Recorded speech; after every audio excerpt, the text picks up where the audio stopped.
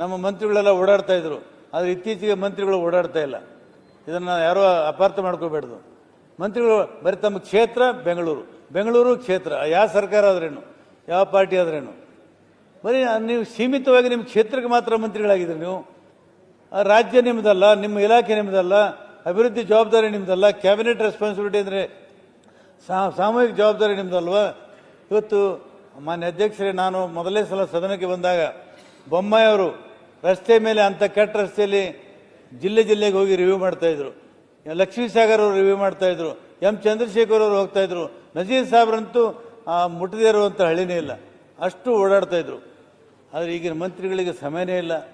ಕಾರ್ಯಕ್ರಮ ಹೋಗಬೇಕು, ಭಾಷಣ ಮಾಡಬೇಕು, ಬೆಂಗಳೂರು ಬರಬೇಕು, ತಮ್ಮ ಕ್ಷೇತ್ರ ನೋಡು, ಬೆಂಗಳೂರು ಬರಬೇಕು, ತಮ್ಮ ಕ್ಷೇತ್ರ ನೋಡು.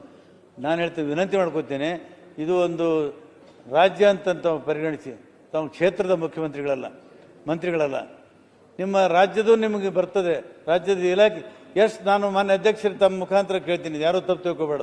ಅದು BJP ಸರ್ಕಾರ. ಖಾನಾಪುರಕ್ಕೆ ಎಷ್ಟು ಜನ ಮಂತ್ರಿಗಳು ಹೋಗಿದ್ದಾರೆ, ಔರಾದ್ಗೆ ಎಷ್ಟು ಜನ ಮಂತ್ರಿಗಳು ಹೋಗಿದ್ದಾರೆ, ನಮ್ಮ ನಿಪ್ಪಾಣಿಗೆ ಎಷ್ಟು ಜನ ಮಂತ್ರಿಗಳು ಹೋಗಿದ್ದಾರೆ, ಬಸವ ಕಲ್ಯಾಣಿಗೆ ಎಷ್ಟು ಜನ ಮಂತ್ರಿಗಳು ಹೋಗಿದ್ದಾರೆ, ಗುರ್ಮಿಟ್ಕಲ್ಗೆ ಎಷ್ಟು ಜನ ಮಂತ್ರಿ ಹೋಗಿದ್ದಾರೆ. ಗುರ್ಮಿಟ್ಕಲ್ಲು, ಔರಾದು, ಖಾನಾಪುರ, ನಿಪ್ಪಾಣಿ, ಆಳಂದು ಇದೆ ಅನ್ನೋದು ಕೆಲವ್ರಿಗೆ ಗೊತ್ತೇ ಇಲ್ಲ. ನಾವು ಮನೆ ಅಧ್ಯಕ್ಷರೇ, ಮನೆ ಕೆಲವು ಮಂತ್ರಿಗಳು ಈ ಹುಬ್ಬಳ್ಳಿ ಬೆಳಗಾವಿ ಕಡೆ ಬರ್ತಾರೆ. ನಾವು ನಿಮ್ಮ ಕಡೆ ಬಂದಿದ್ದೇವ್ರಿ ಅಂತ ಹೇಳ್ತಾರೆ. ಯಾವತ್ತು ಬಂದಿರಿ? ಇಂಥ ದಿವಸ ಬಂದಿದ್ದೀವಿ. ಎಲ್ಲಿ ಬಂದಿರಿ? ಬೆಳಗಾವಿ ಬಂದಿರಿ. ಬೆಳಗಾವಿಗೂ ಕಲಬುರಗಿಗೂ 450 ಕಿಲೋಮೀಟರ್ ಅನ್ನೋದು ಗೊತ್ತಿಲ್ಲ ಅವರಿಗೆ, ಅಷ್ಟು ಡಿಸ್ಟೆನ್ಸ್ ಇದೆ. ಇಂಥ ಮಂತ್ರಿಗಳನ್ನು ಇಟ್ಟುಕೊಂಡು ಅಭಿವೃದ್ಧಿ ಮಾಡೋಕ್ಕೆ ಹೇಗೆ ಸಾಧ್ಯತೆ ಇದೆ?